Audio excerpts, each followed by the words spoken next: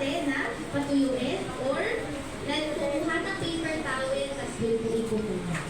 Okay? So, ganun lang po yung ating hanunin. So, make sure lang po sa hand washing 40 to 60 seconds po yan. Para po umepekto talaga yung isin. Okay?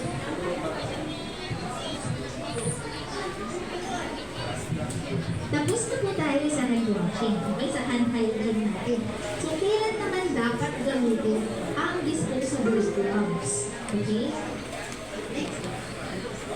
So, ginagamit po yan unang-una sa body fluids. Okay? Sa kapag ang pasyente natin or ang relatives po natin, hawak po tayo sa kanilang body fluids. Alam mo ba yung mga body fluids? Unang-una, dugo. Pangalawa, ihip. Pangatlo, bumi. So, yung mga lumalabas po sa katawan ng ating pasyente, gumagamit po tayo ng gloves. Also po, kapag naglilinis po tayo ng sugat, so kunyari po yung pasyente po natin, may bagong opera, mag-iinis natin, di ba po? Gamit tayo ng gloves para sigurado po na yung kamay po natin yung gloves. Next po nun is, paghawak ng mga kontaminadong bagay. Okay?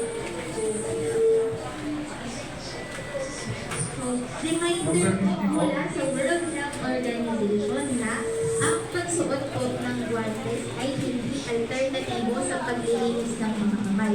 Kung meron po kayong gloves sa mga maganda. Pero po, hindi pa rin po matatanggal or mas prefer pa rin natin na nag-hand wash po tayo.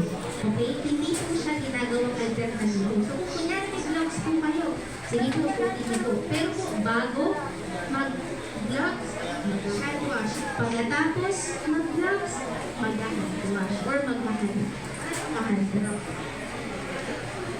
Dapat balikan ang mga guantes pagkatapos gamitin at ugalitin na maghugas ng mga kamay. So, ang mga gloves po na yan ay hindi po 2 beses sinusuot, 3 beses hanggang